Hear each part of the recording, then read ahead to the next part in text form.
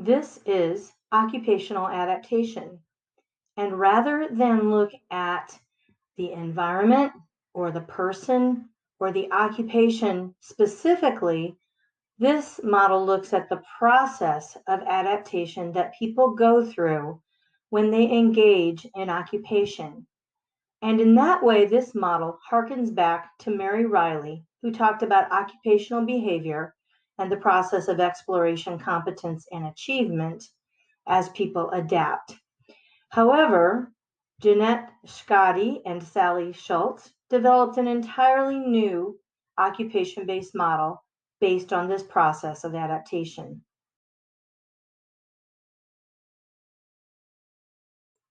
Our goals for this week include being able to analyze and apply the occupational adaptation model. We are also focusing on finding evidence this week as you are working on your book fair voice thread projects. So please take a look at that rubric and make sure you're following along with that as well.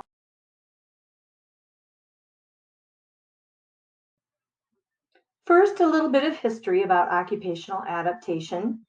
Schkade and Schultz wrote Occupational Adaptation and first published it in 1992 as a foundational theory for a PhD program to be used in research. Now, this was written early on in the return to the roots of occupation paradigm shift, so it came out in the same era as MOHO, CMOP, and EHP, and was definitely influenced by other theorists at the time.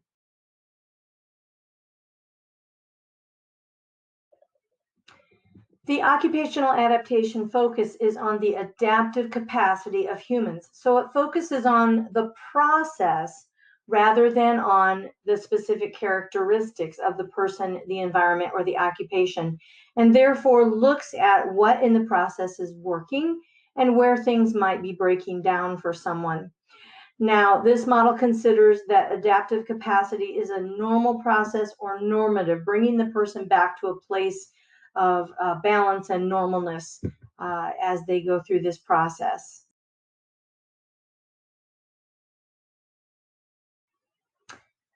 So the definition of the term adaptive capacity is that a person can recognize the need for change or for modifying or refining their occupation in order to achieve relative mastery.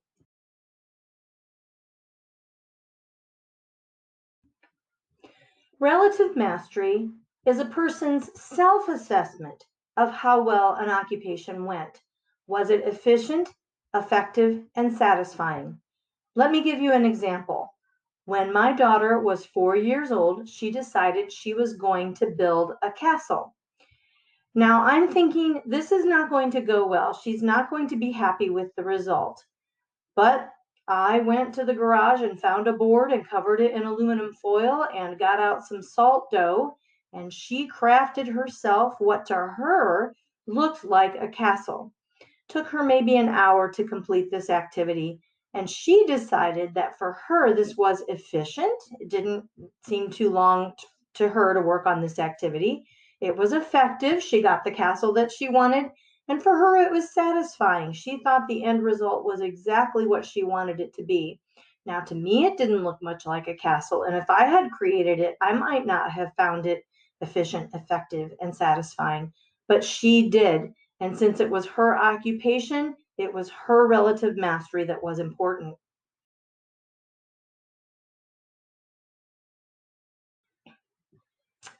So the visual model for occupational adaptation is a concept map.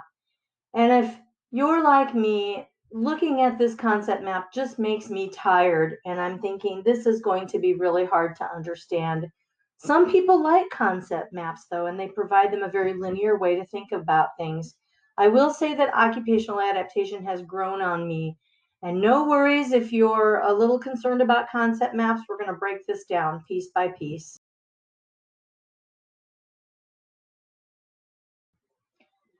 So this is the occupational adaptation concept map.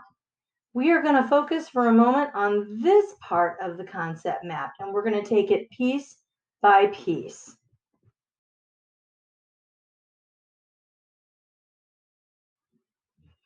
In occupational adaptation, the person is defined as the desire for mastery. The person has an intrinsic desire to master a desired occupation.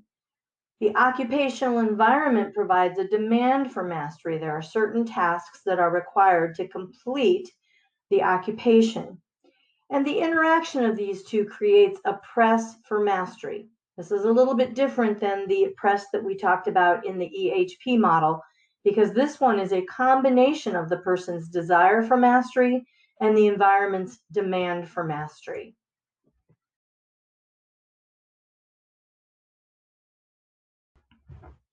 In OA, the person is considered the sensorimotor, cognitive, and psychosocial aspects of the person, and all these aspects together combine to create that desire for mastery.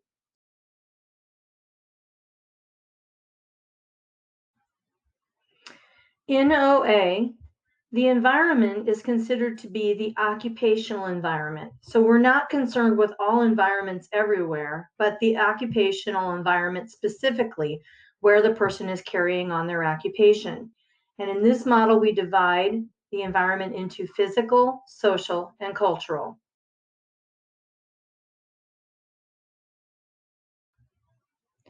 The person and the occupational environment interact to create a press for mastery. And the definition of occupations in this particular model says that occupations occur when the persons interact with their environments. And there are three components to occupation. The person must be actively participating, and it must be meaningful to the person, and it must include a tangible product, or it could be intangible as well. For example, occurring within the person's thought life.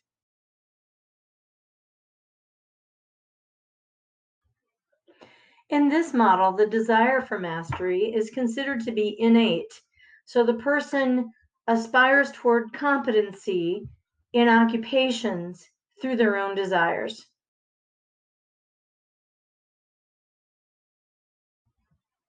The definition for the demand for mastery says that the environment calls for an occupational response. Things going on in our environment, whether it be the physical environment or the social environment or the cultural environment, require us to respond.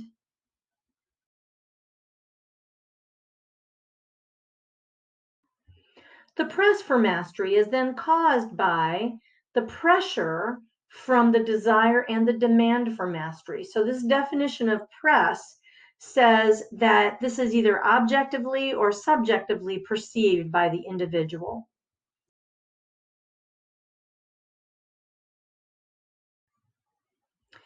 We are now working on down in our concept map to this next level, here where we're looking at the person, the occupational challenge, occupational environment, and occupational role expectations.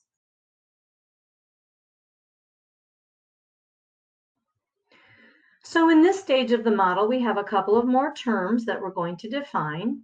The first is occupational challenge. So this is where the person is participating in occupation and it challenges the person to meet the expectations of performance. And this can be their own internal expectations, or it could be the expectations of the environment as well. And then the role expectations are specific to the role of which this occupation is a part, which is going to shape behaviors and the person's occupational response. So what they select to do is going to be based on their own expectations and society's expectations of what this occupational challenge should produce.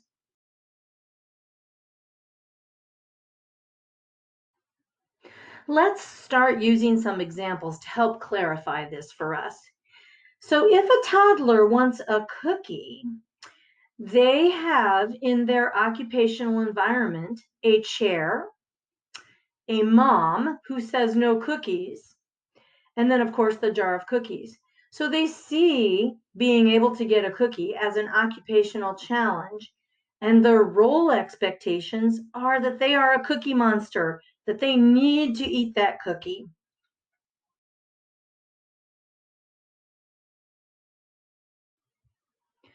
So let's use a case study now to help us to consider this from the point of occupational therapy assessment and intervention. We're going to use Ms. A as our case study. She's 40 years old and has a 5-year history of rheumatoid arthritis. She lives in an apartment with a supportive partner and works as administrative assistant full-time in an office. She's very active socially, but she's given up a lot of recreational activities that require more of a physical demand. Her current concerns are that she's having difficulty doing heavy housework and she's concerned about long-term computer use at work. She also worries that other people's perceptions and attitudes of her are not going in a good direction because she's not able to be as productive as she used to be.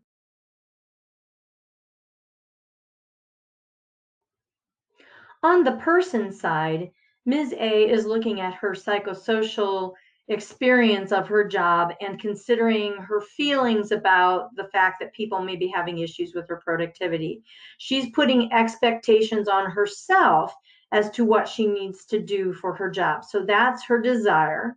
And the demand, of course, would be her boss saying that she needs to complete certain tasks. So that would be in her social environment. She's got the issues of her physical environment maybe not being the best ergonomic for her. So these are providing her an occupational challenge. And then the role expectations include both her job duties and the pressure she puts on herself to be able to complete her job.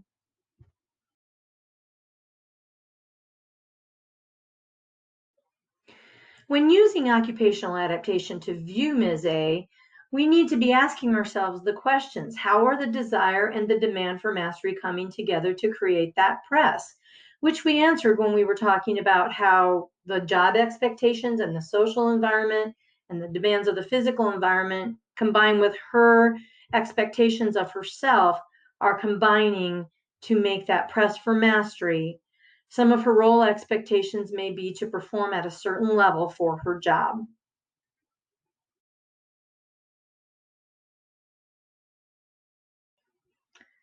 Now let's consider the cycle that's on the left side of the concept map. This will include adaptive response subprocesses, including adaptive response generation, adaptive response evaluation, and adaptive response interpretation.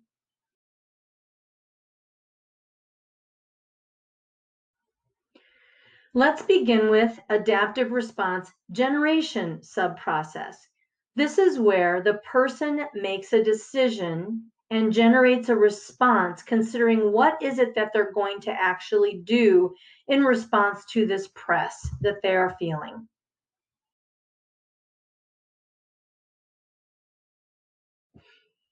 Our toddler, who is still trying to get that cookie, has made the decision that he is going to move the chair.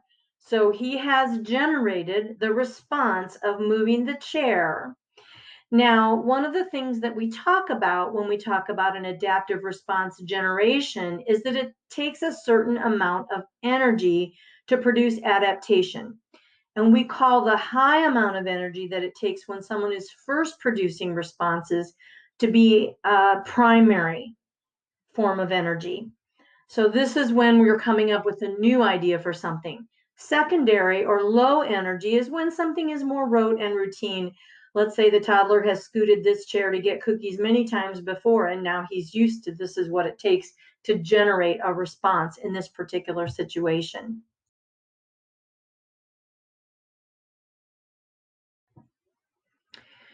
When someone is producing an adaptive response or generating that adaptive response, they are using adaptive response modes. These modes might be hyperstable or primitive. In this case, with our toddler, a hyperstable response might be just to sit down and cry because he's not getting the cookie. That's something he's done before when he was a baby. He got what he wanted when he cried before, and that might be something that he would try in this case. Hypermobile is transitional, where someone is trying everything they can think of to make things work, and it requires a lot of energy. So this might be where he tries throwing things at the cookie jar, where he tries climbing the countertop, but these aren't working for him. And a blended mobility is a mature response where someone can actually succeed at executing an adaptive response that is effective.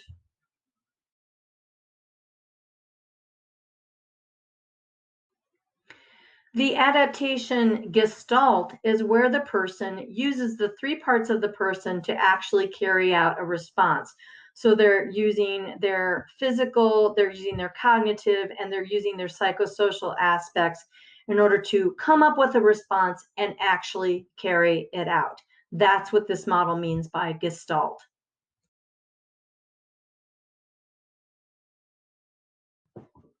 So here's Ms. A again. She is working away at her computer at her job and having an arthritis flare up. So, what is her adaptive response generation subprocess going to generate in regard to her day? Is she going to continue on like she always has with a hyperstable response?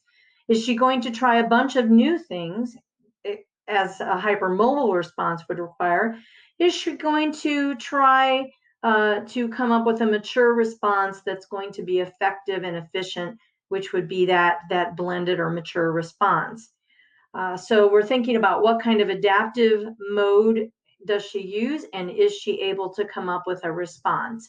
Well, maybe she decides to come to occupational therapy because what she has tried has not been working so far.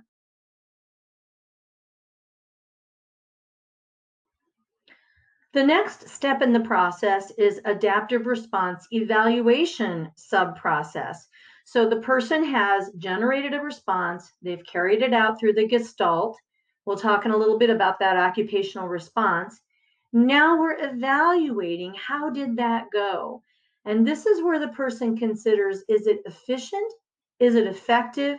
And is it satisfying? So back to the toddler with the cookie. It was efficient. He was able to push the chair over to the counter and get the cookie. It was effective. He got the cookie. But once mom caught him with his cookie, it may not have been satisfying because he got placed in timeout. So he's got to evaluate, is it satisfying enough because I got the cookie that I should do this again in the future? Or is this something that was not satisfying because I got punished for it?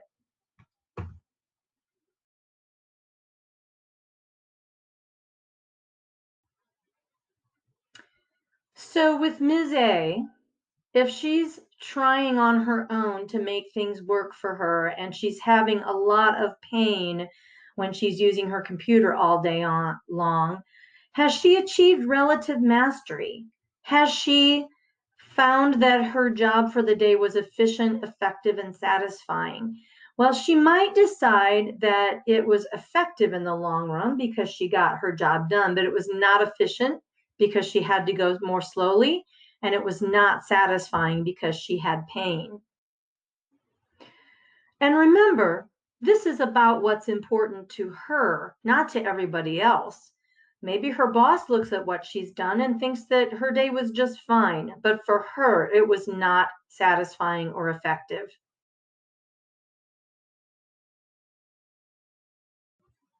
Now we're at the last segment of the adaptive response cycle. So this is the adaptive response integration subprocess. And this is where our toddler is going to consider, can they anticipate this response working well again in the future? Can they self-initiate and can they generalize? So for example, the toddler might anticipate that if I would do the same thing again in the future, I might get the cookie, but I also might get a punishment. Can they self-initiate using the chair again and maybe for other activities, which is the generalization? So the toddler might decide, hey, I can push the chair over to the counter and get down the markers, or I can push a chair over to my closet and get my stuffed animals that I can't reach on my own.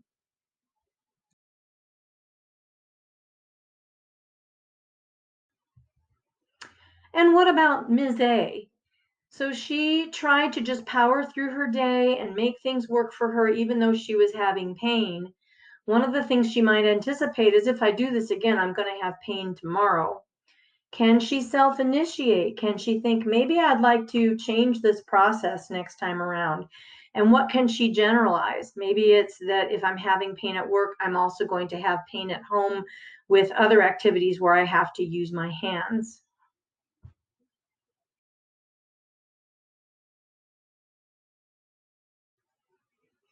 Now let's take a look at the last part of the concept map of occupational adaptation, and this is in regard to the occupational environment.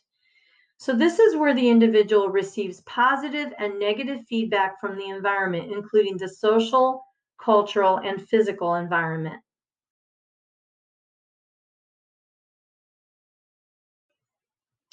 Let's take a look at what a negative cycle might look like for Ms. A in regard to the environmental response. So what's her environment telling her?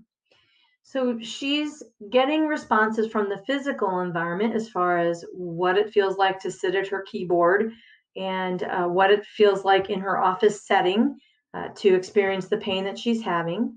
She might be getting some information from the social environment that she is not meeting the social expectations of her job in terms of her productivity. And the cultural environment might be telling her that the productivity has to be at a certain level for this kind of a business culture setting.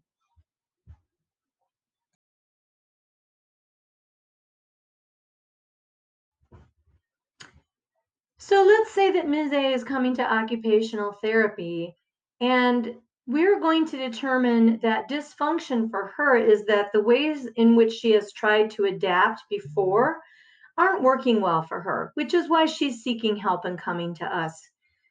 Our overarching goal within occupational adaptation is to work on the occupational adaptation subprocesses, which is going to be directly related to the occupation which she is identifying. So we aren't just going to flat out tell her what to do. We are going to work with her so that she can learn on her own to adapt her occupations going forward in the future.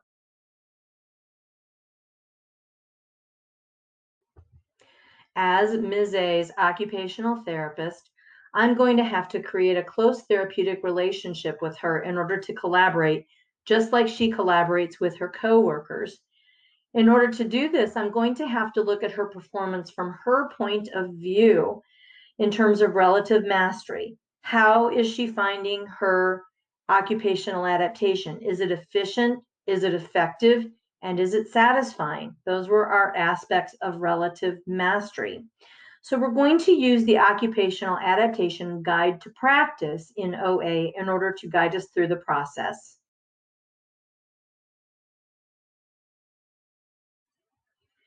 In order to gather data, OA says that we need to start with the environment. This means we're looking at the respective role expectations. What were the past, the present, and the future role expectations for this individual?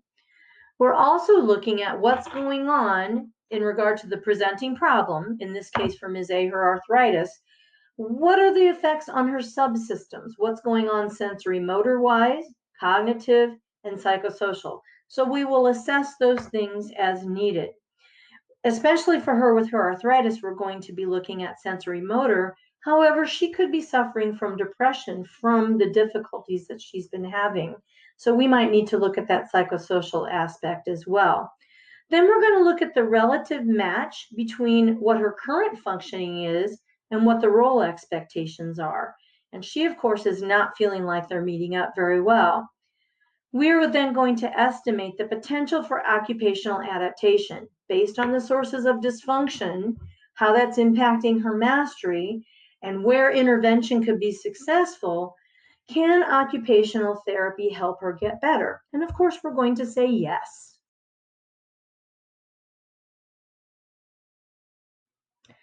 So we've decided that yes, occupational therapy can have an impact on Ms. A.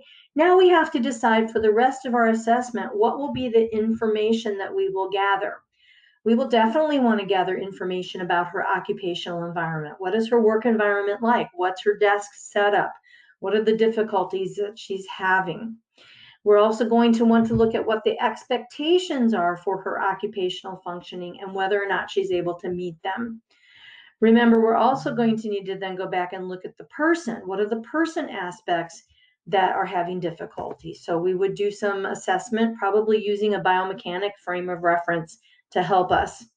And then we can look at where in the adaptive process do you think intervention would be the most effective? Is she having trouble generating a response that works for her? Is she having trouble evaluating her response? Does she need to change her interpretation of the process? Or is she having trouble integrating or generalizing her response to other aspects? Personally, I'm thinking that maybe we could start with the Adaptive Response Generation Subprocess and look at helping her find some ergonomic ways to organize her workstation, as well as give her some stretches and exercises to relieve her discomfort.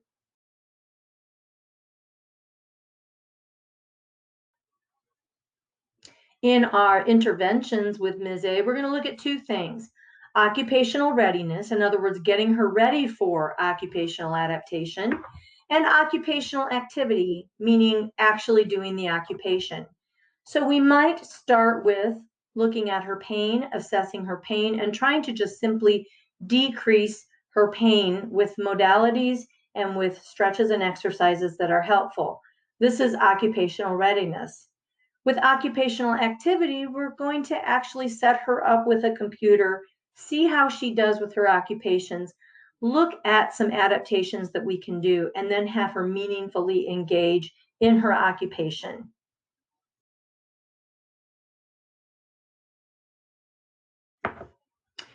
Then we need to evaluate the effectiveness of the intervention. How is the whole system doing? After we've completed this process, has Ms. A decided that these are things that she finds efficient, effective, and satisfying with relative mastery? Is this something that she can integrate into her future systems? Also, what is the occupational environment telling her?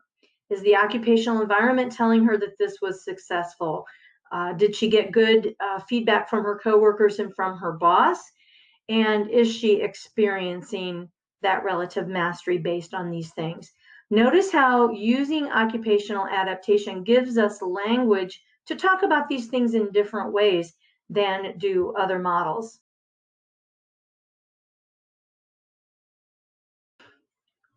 So here is what occupational adaptation says it takes to know that our intervention was effective. We will see effectiveness with the signs of the person initiating the change, the person spontaneously generalizing, and experiencing greater relative mastery. So in this case, Ms. A is going to say, hey, that ergonomic mouse worked really well for me. I think that I will also try an ergonomic keyboard. They also can spontaneously generalize that if I do my stretches, I feel better. So I think I will start to do my stretches once per hour. And then they experience greater relative mastery. What is that relative mastery again? It means that Ms. A finds her work performance more efficient, more effective, and more satisfying than she did previously.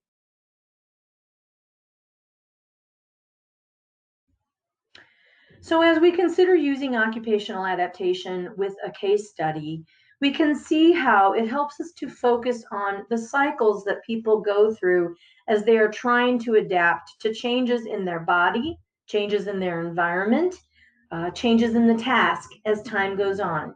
So for Ms. A, consider what kind of an occupational response mode does she need? Is she going to have to put a lot of energy into this? Is she going to have to put only a little bit of energy? Or is it a pretty balanced response mode that she's having to produce? Exactly what is it that you're going to have her do as part of her occupational gestalt? What kinds of goals might you set for her? How can you use occupational adaptation to talk about those goals? And how will you know when she achieves them? Well, hearkening back to what we said with evaluating the effectiveness of intervention, we might want to use words like initiates changes, that she can spontaneously generalize the changes, and that she's experiencing greater relative mastery. Now, what were those three words in regard to relative mastery? That her performance is efficient, effective, and satisfying. And when we know that she can do those things, then she will have achieved her goals through the occupational adaptation model.